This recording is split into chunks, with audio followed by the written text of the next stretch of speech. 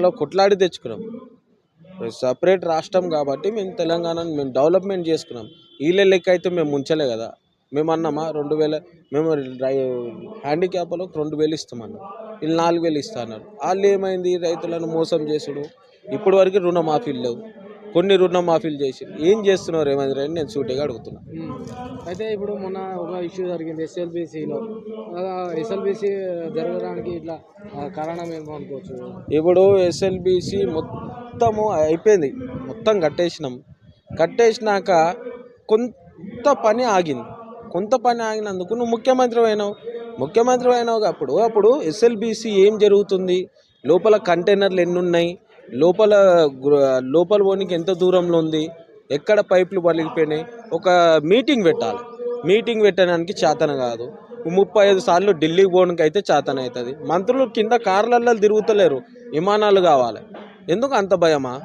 Compulsory నేను చెప్తుంది ఒకటే, రాబోయే కాలం బీఆర్ఎస్ పార్టీ అత్యంత మెజార్టీతో గెలవడం జరుగుతుంది. కేసీఆర్ గారు ముఖ్యమంత్రి కావడం. జరగడానికి కారణం ఎవరు అనుకోవచ్చు? ఈ ఘటన జరగడానికి కోమటిరెడ్డి ఒక మాట మాట్లాడు. నేను లోపలికి మాట్లాడినా వాళ్ళు ఓకే అంటే కోమటిరెడ్డి లోపలికి పోయిండా, చూసిండా, ఫోన్ చేస్తే ఫోన్ అంటారు లోపల సిగ్నల్ వస్తుందా? తెలివిలేని కోమటిరెడ్డి రాజగోపాల్ రెడ్డి, నీ అన్న నీ తమ్ముడు ఇద్దరిని బట్టలు ఇప్పించి కొట్టే రోజులు వస్తాయి, గుర్తుపెట్టుకోండి.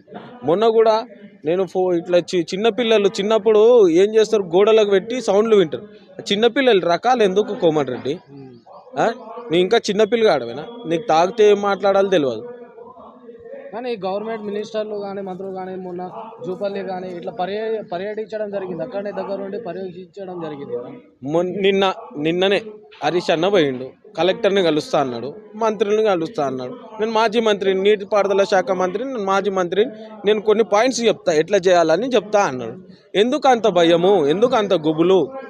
కలెక్టర్కి ఎందుకు గుబులు, అంత మంత్రికి ఎందుకు గుబులు? అంటే భయం ఏంటంటే ఏడా బీఆర్ఎస్కి ప్లస్ పాయింట్ వస్తుందా, మాకు మైనస్ పాయింట్ అవుతుంది అని ఇప్పుడు వాళ్ళు ఉన్నారో లేరో ఎవరికి తెలుసు. ఇప్పుడు ఇంకా కంటైనర్లు లోపల ఎంత ఉంది, ఎంత మట్టి ఉంది, ఎట్లా తీయాలా, దానికి ఎట్లా చేయాలి, దాని ప్రాసెస్ ఏంది అన్నీ చూడాలి. చెప్పండి. అట్లా జాడికి ఏమొచ్చు, ఏం చేయడానికి రాదు.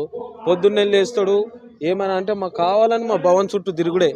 ఏం జరుగుతుందా బీఆర్ఎస్ కార్యాలయంలో, ఎవరు వస్తుండా, ఎవడు పోతుండా, అదే కావాలి కోమటిరెడ్డి రాజగోపాల్. ఒక రకంగా భయమే అనుకోవచ్చు. గుండెల్లో గుబులు, భయం కాదు, గుండెల్లో గుబులు కొడుతుంది రేవంత్ రెడ్డికి. నా సీట్ ఎక్కడ ఊడిపోతుందిరా. ఇప్పుడు వాళ్ళ దాంట్లో మంత్రులు అంటున్నావు, ఎంత మంత్రులు ఉన్నారు? 10 మంది కూడా లేరు. కొట్టుకొడితే 10 మంది